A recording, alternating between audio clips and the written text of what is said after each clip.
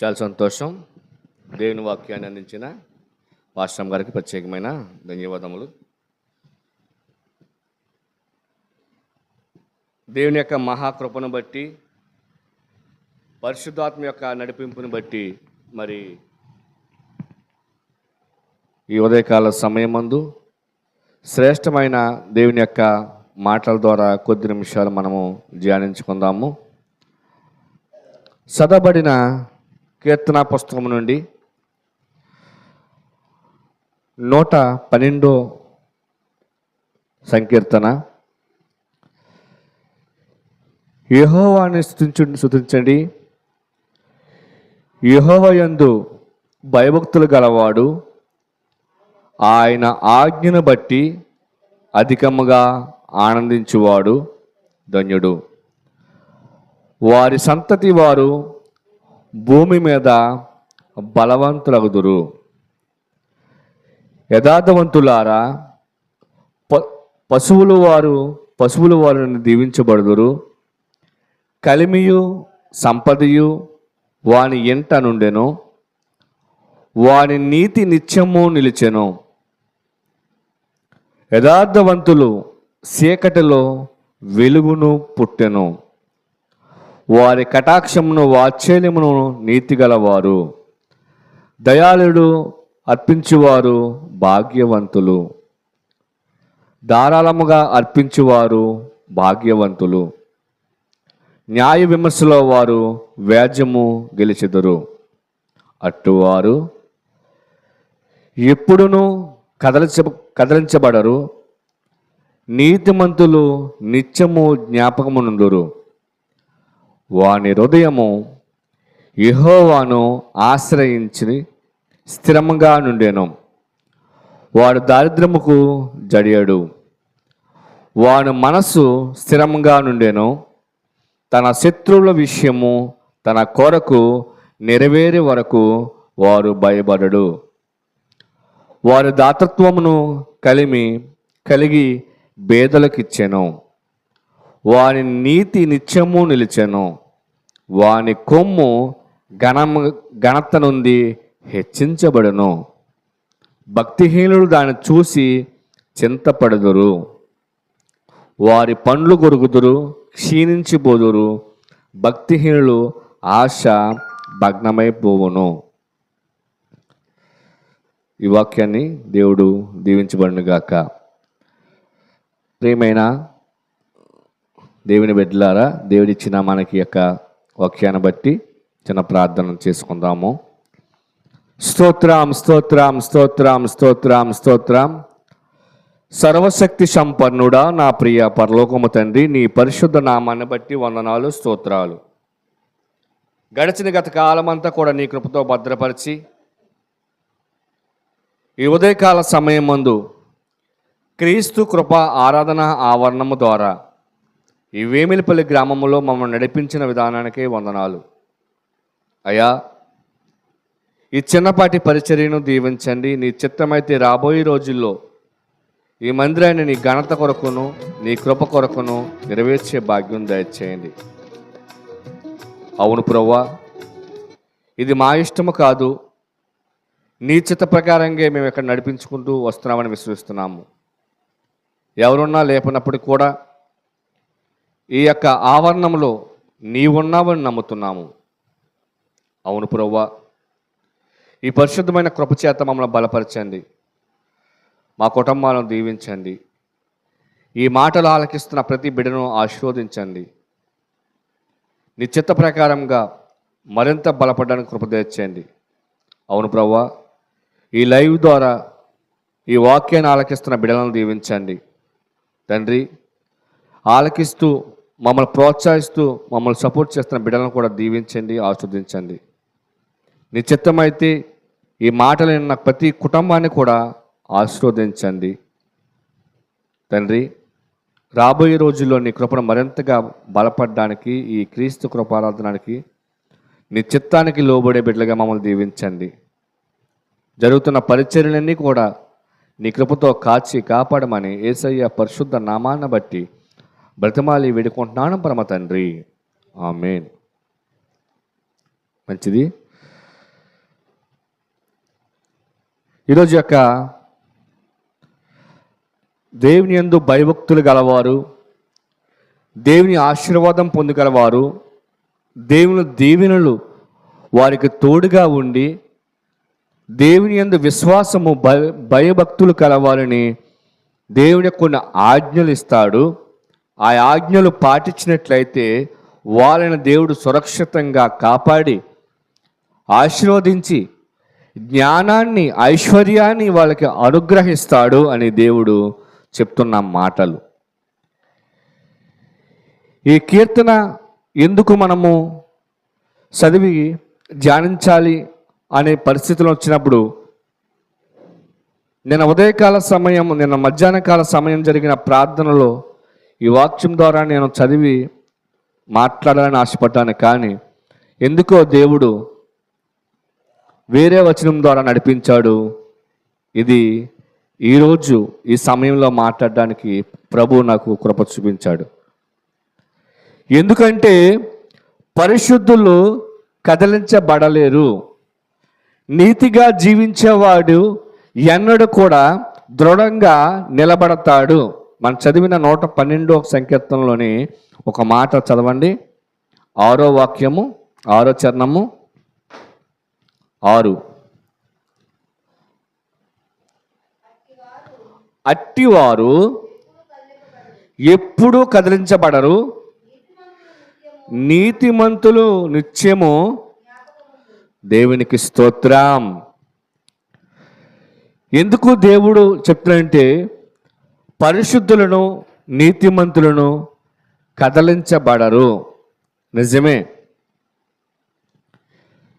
నేను గత వారం చెప్పిన మాటలను బట్టి కానీ నాలో ఉన్న ఆవేదన ఆలోచన గత వారం చాలా నిరాశతో ఉన్న పరిస్థితులు.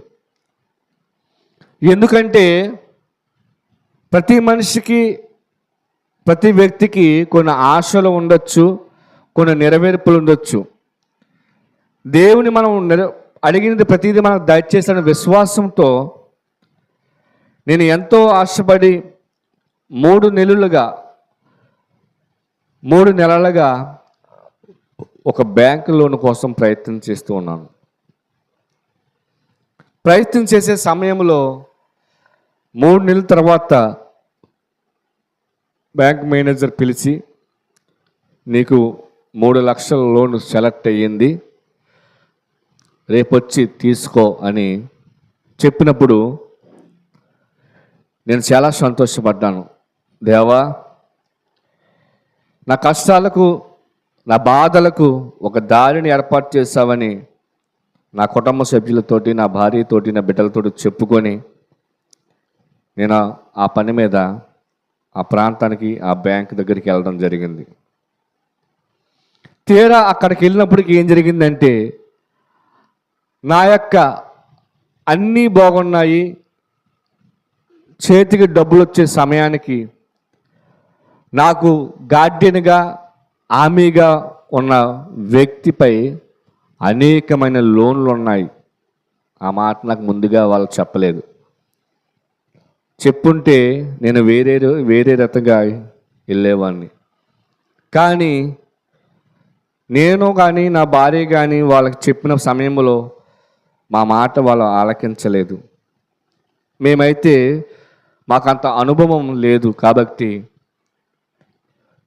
వాళ్ళ సంతకం పెడితే సరిపోతుందిలే అన్న ఉద్దేశంతో వాళ్ళపై ఏం లోన్లు ఉండవు కదా, మాతోనే ఉంటున్నారు కదా, మా వాళ్ళే కదా, నా కుటుంబంలో మనిషే కదా అని నమ్మాం.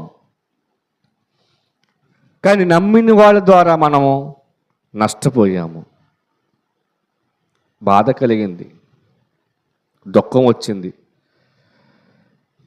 కానీ ఏం చేయాలో అర్థం కాని పరిస్థితి, చాలా భయంకరమైన నిరాశ. అవతల వాళ్ళకి మాట ఇచ్చాను, మాట నిలబెట్టుకోవాలి, ఏం చెయ్యాలి అని ఏడుస్తూ ఉన్నాను, బాధపడుతూ ఉన్నాను. నాలో నేను బయటపడకుండా కుమ్ములిపోతూ ఉన్నాను. ఆ సమయంలో నా భార్య చెప్పింది, ఎందుకు బాధపడుతున్నావు, ఇది కూడా దేవుడు మనకు ఒక మేలు చేశాడేమో, కంగారు పడకనివ్వ నాకు ధైర్యం చెప్పింది.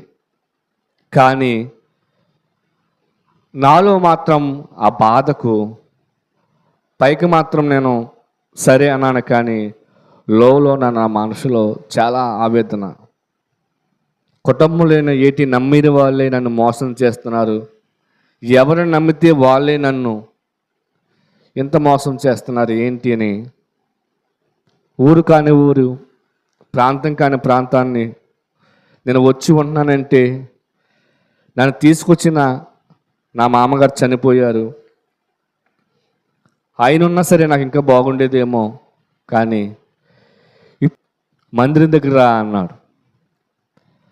మందిరం దగ్గర రా అని అనేప్పటికీ నేను అనుకున్నాను, నేను ఇప్పుడు ఏదో సమయం ఉన్నప్పుడు డైలీ ఇంట్లో ప్రార్థన చేస్తాను,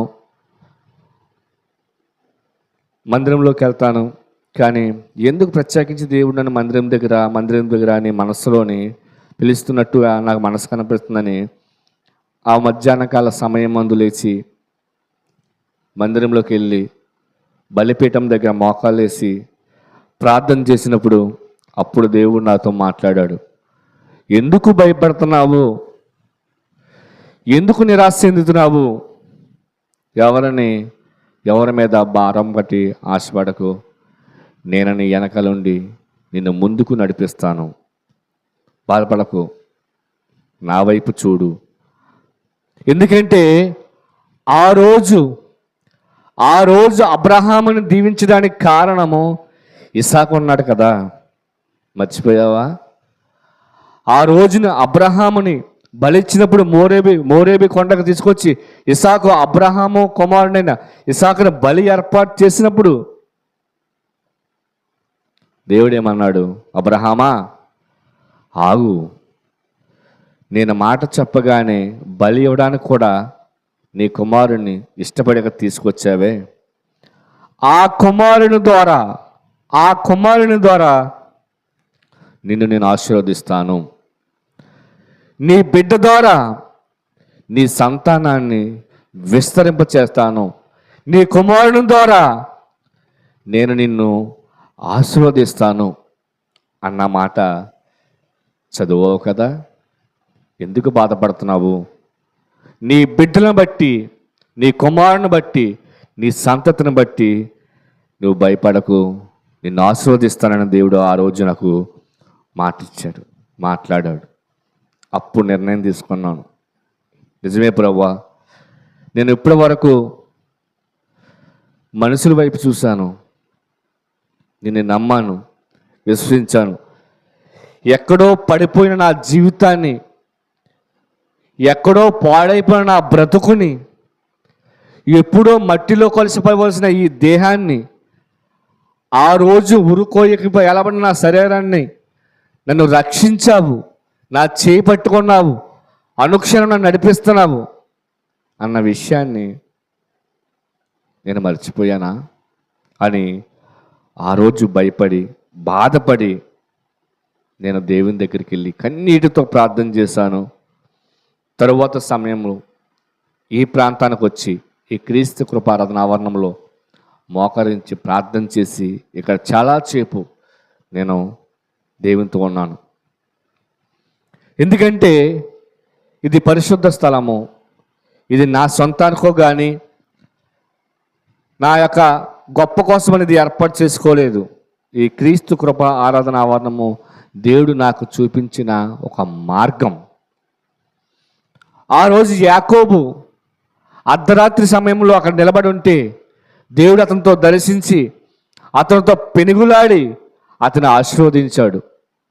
నిజమే, నేను కూడా ఈ మందిరంలో ప్రార్థన చేసి మోకాలు వేసుకుని ప్రార్థన చేసి కన్నీటితో ఏడ్చిన సమయంలో దేవుడు నాకు ఒక పరీక్ష పెట్టాడు. ఆ పరీక్ష ఎంత భయంకరంగా ఉందంటే ఆ నిమిషం నేను చాలా అడిలిపోయాను. ఏం చెయ్యాలి? నా దగ్గరలో ఉన్న ఎవరికైనా ఫోన్ చేసి రప్పించుకుందామా? ఒకవేళ నేను చనిపోతే నన్ను చూసేవాళ్ళు ఇక్కడ ఎవ్వరూ కూడా లేరు. ఏటి పరిస్థితిని గలగలగలాడిపోయాను, బాధపడి ఏడ్చాను. ఒక్క అరగంట తర్వాత నా మనస్సుకు నాకే దేవుడు ఓదార్పునిచ్చి చెయ్యి పట్టి లేవదీసి నన్ను ముందుకు నడిపించాడు. దేవునికి స్తోత్రం. ఎందుకు నీ మాట చెప్తున్నానంటే, నేను అట్టువారు ఎన్నడూ కదలించబడరు, నీతిమంతులు నిత్యము జ్ఞాపకము ఉందురు. ఎవరికి జ్ఞాపకం ఉంటారంటే, దేవాది దేవుడు నిన్ను నన్ను అనుక్షణము జ్ఞాపకము చేసుకుంటాడు. అందుకే 112 సంకీర్తన మొదటి వాక్యం ఏముందండి? యెహోవాను స్తుతించుడి, యెహోవా యందు భయభక్తులు గలవాడు ఆయన ఆజ్ఞను బట్టి అధికముగా ఆనందించువాడు ధన్యుడు. నిజమే. మరి దేవుడు నాకు ఇచ్చిన ఈ కృపను కానీ, ఈ యొక్క ఆశీర్వాదాన్ని కానీ మరచిపోకుండా అనుక్షణము నేను ఆయన యందు భయభక్తులు కలిగి నడుచుకుంటే నన్ను ఆయన దీవించాడు. దైవ భయం కలిగి, దేవుని భక్తి కలిగి ఆయన ఆజ్ఞను పాటించాలి. ఈరోజు వాక్యం ఆలకిస్తున్న సహోదరి సహోదరులారా, నీవు కానీ నేను కానీ దేవుని యందు భయభక్తులు కలిగి ఉంటే వారు ధన్యులు.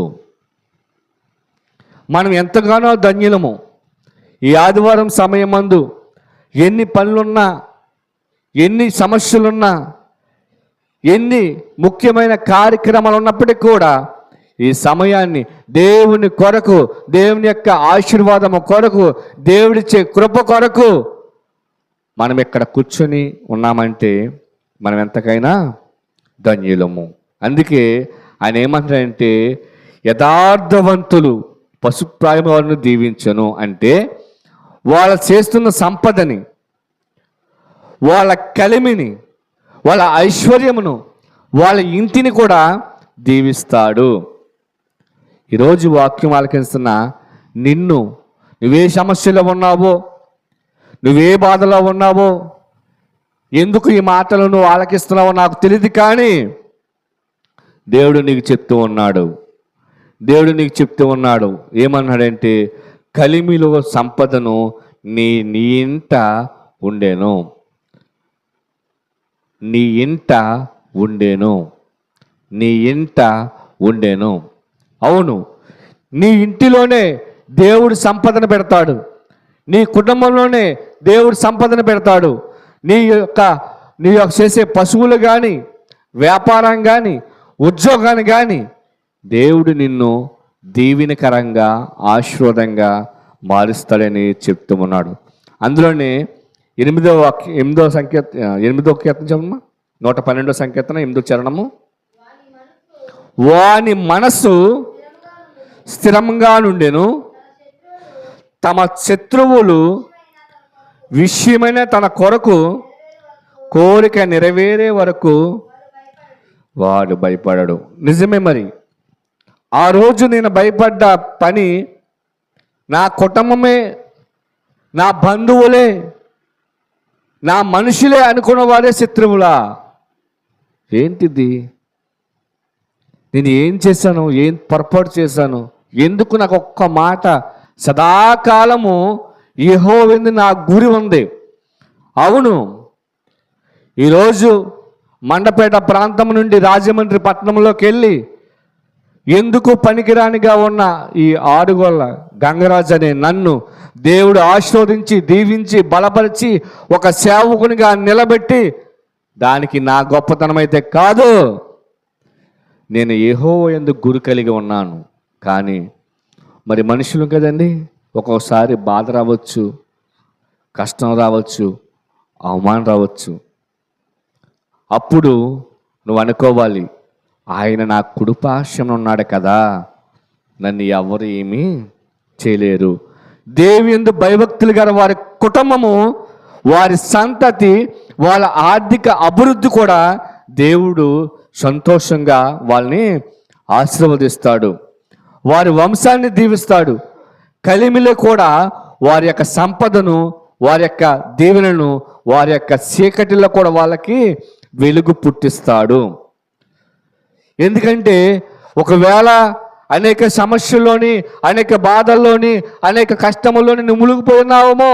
అయ్యో నా బ్రతుకు చీకటి అయిపోయింది, ఏ దారి నాకు కనబడదు, నా కుడిపార్శ్వమున నా తండ్రిని యేసు పరిశుద్ధాత్మ దేవుడు నా పక్షాన ఉన్నాడని నువ్వు నమ్మితే చీకటిలో కూడా వెలుగు. నిజమే, అర్ధరాత్రి సమయంలో ఒక చీకట్లో మనం వెళ్తే ఎవరన్నా ఒక టార్చ్ లైట్ వేసి మనం ముందు వెళ్తే మనకి ఎంత ధైర్యంగా ఉంటుందండి? అవును కదా. అలాగే దేవుడు మనకి వెలుగుగా ఉంటాడు. చివరిగా ఇంకో మాట చెప్తాను. కీర్తన పుస్తకంలోని 21వ కీర్తన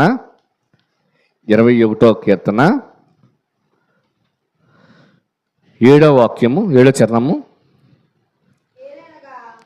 యాలయనగా రాజు యెహోవా యందు నమ్మిక ఉంచున్నాడు, సర్వోన్నతుని కృపచేత. దేవునికి స్తోత్రం. రాజు అంటే అండి, రాజు గొప్పవాడు, తాను మాటే వేదం, తన మాటే శాసనం. అయినా కూడా అంత గొప్పగా ఉన్న రాజు కూడా యెహోవా పట్ల నమ్మకము ఉంచి ఉన్నాడు. ఎంతమంది శత్రువులు వచ్చి ఈ రాజ్యాన్ని ఆక్రమించుకుందాము, యుద్ధంలో చేసి అతను చంపేద్దాం అనుకున్నప్పటికి కూడా దేవుని కృపచేత అతన్ని ఎవరో టచ్ కూడా చేయలేరు, కదలించలేరు. ఎందుకంటే ఇతరులకి మనం దీవెనకరంగా ఉండాలి. దేవుని విశ్వాసం ఉంచి స్థిరంగా ఉండి దేవుని యొక్క మాటపై ఆధారపడి ఆయన పక్షాన మనం నిలబడి ఉంటే ఏ సైతాను శోధనలు కూడా మనల్ని కదిలించబడవు. యుద్ధం వస్తుంది, యుద్ధం జరుగుతూ ఉంటుంది, కానీ విజయం మాత్రం మనకి. శైతాను కూడా వస్తాడు, మనపై దాడి చేస్తాడు, మన అవమానపరుస్తాడు, మన కృంగదీస్తాడు, కానీ దేవుడే మన పక్షాన ఉంటే విజయం మనకు తప్పదు. నేను అనుకున్నాను ఆ క్షణమైన పోనీ లోన్ పని అవ్వకపోయినా పర్లేదు, ఏ పని అయినా పర్వాలేదు, ఇకపైనైనా కూడా దేనికి కూడా పరిగెట్టకూడదు. దేవునిచ్చిన మార్గాన్ని, దేవుడిచ్చిన పనిని నమ్ముకుని ముందుకు వెళ్దాం. ఏదైతే అయింది, ఏదైతే జరగని కానీ స్థిరంగా ఆయన పాదాల పట్టుకుని ఆయన బలిపీఠం మీద పడి ఏడిస్తే తప్ప నాకు మార్గము దొరకదని నిర్ణయించుకున్నాను. ఆ క్షమ నుండి నేను ఒక నిర్ణయానికి వచ్చాను. దేవుడు అన్నాడు, మధ్యరాత్రి వేళ లేచి మోకరించి ప్రార్థన చేయి, దేవుడు నీ మొర ఆలకిస్తాడని నాకు ఇచ్చిన మాటను నమ్మాను. గత కొన్ని రోజులుగా అదే పని నేను చేస్తుంటే దేవుడు నన్ను మనస్సులో నాకు ఎంతో భారం, గుండెలు నిండా బరువు, కానీ 2 రోజులుగా దేవుడు నా పక్షాన పెట్టాడు. ఆ నిర్ణయాలు నేను ఫాలో అవుతున్నాను. ఆ మాటలే నా జీవితాన్ని మీకు ఉదాహరణగా నేను పంచుతున్నాను. ఇందులో నేను నా గొప్ప చెప్పుకోవడం కోసమో లేదా నా కోసమో నేను మాట్లాడుకోవట్లేదు. నన్ను బట్టి మీరు మారండి, నన్ను బట్టి దేవుని మీరు నమ్మండి, నన్ను బట్టి మీ విశ్వాసాన్ని మరింత బలపరుచుకోండి అని నేను ఈ మాటలు చెబుతూ, అందుకే చివరిగా ఏమంటున్నాడైనా 10వ మాట 112వ సంకీర్తన, మన 10 చదివిన పుస్తకం 112 సంకీర్తన చివరి మాట 10, 112:10. భక్తిహీనులు దాన్ని చూసి చింతపడుదురు, వారు పండ్లు కొరుకుదురు, క్షీణించిపోదురు. నిన్ను పాడు చేతన్నారే, నిన్ను నాశనం చేతన్నారే, వాళ్ళ కోసం ఈ మాట చెప్తున్నాడు. నిన్ను చూసి నీ అభివృద్ధి చూసి నీ ఆశీర్వాదం చూసి వాళ్ళే చింతపడిపోతారు, వాళ్ళే బాధపడతారని దేవుడు స్పష్టంగా చెప్తూ, నీ నీతి అంటే నీ కొమ్ములని నేను గణపరుస్తాను, అంటే నిన్ను మరింతగా ఆశీర్వాద పొందుతాను. సహోదరులారా, దేవుని మాటలు మీరు ఆలకిస్తున్నారు కాబట్టి ఈ క్షణము ఆయన మీకు చెప్తున్నాడు, మీరు కదిలిసిపోయారేమో, బాధపడ్డారేమో, ఇబ్బందిపడుతున్నారేమో, అవన్నీ వదిలేసి మీ గురి ఎలా ఉండంటే దేవుని వైపు నిలిచి ఉండండి. దేవుడు మిమ్మల్ని ఆశీర్వాదంగాను ఫలభరితంగాను మారుస్తాడని చెప్తున్నాడు. చిన్న ప్రార్థన చేసి ముగిస్తాను. సర్వశక్తి సంపన్నుడా, మా ప్రియ పరలోకము తండ్రి, నువ్విచ్చిన ఈ మాటలు బట్టి నీకు వందనాలు. అవును ప్రభువా, మేము నీ నీతిని బట్టి, నీ కృపను బట్టి మేము ఎక్కడ పడిపోకుండా మా పట్ల నీవు నిలిచి ఉన్నావు. మా కుడిపాశానే నువ్వు ఉన్నావని విశ్వస్తున్నాము. నా మాటలు ఆలకించిన బిడ్డలను దీవించండి. ఈ మాటల ద్వారా అనేక మంది కుటుంబాల్లో ఆశీర్వాదకరంగా మార్చండి. అవును ప్రభువా, పౌలు అన్నాడు, నన్ను బట్టి మీరు దేవుని విశ్వసించండి, నన్ను బట్టి దేవుని యొక్క విశ్వాసాన్ని బలపరచుకోండి. మీరు నావలే మీరు విశ్వాసంతో దేవుని యొక్క సేవించండి, దేవుణ్ణి గణపరచనని పౌలు గారు అనేకమైన సందర్భాల్లో చెప్పిన మాటలను బట్టి ఈరోజు నీ దీన సేవకుడిగా నువ్వు నా ద్వారా నన్ను మాదిరిగా నిలబెట్టి నువ్వు మాట్లాడిన ప్రతి మాటను బట్టి నీకు వందనాలు అయ్యా. ఇది నా గొప్పతనం కాదు తండ్రి. అవును ప్రభువా, నేను మనుషుల వైపు చూశానేమో, క్షమించండి. నీ పట్ల నా గురి నీ పక్షాన నిలిచిన భాగ్యం మాకు దయచేయమని ఈ మాటలన్న బిడ్డలను, సహోదరులను, మా కుటుంబాన్ని, మా పరిచర్యను దీవించండి. ఈ చిన్న పరిచర్యను నీ చిత్తమైతే అభివృద్ధి బాటలో నడిపించమని యేసయ్య పరిశుద్ధ తండ్రి, ఆమేన్. నా ప్రాణమా యెహోవా సంధించుము, నా అంతరంగ సమస్తమును నా ప్రాణమా యెహోవా సంధించుము. ఆయన చేసిన ఉపకారం దేనిని మరొట్లు మమ్మల్ని బలపరచమండి. మన తండ్రి అయిన దేవుని కృప, పరిశుద్ధాత్మ దేవుని సహవాసము ఈ మాటల ద్వారా బలపరిచిన ప్రతి కుటుంబాన్ని, నన్ను నా కుటుంబాన్ని కూడా దీవించమని యేసయ్య పరిశుద్ధ పరమ తండ్రి, ఆమేన్, ఆమేన్, ఆమేన్. అందరికీ వందనాలు. మరి ఈ క్రీస్తు కృప ఆరాధన ఆవరణ కొరకు ప్రార్థన చేయండి, బలపరచమని మేము అడుగుతున్నాం తండ్రి. ఆమేన్.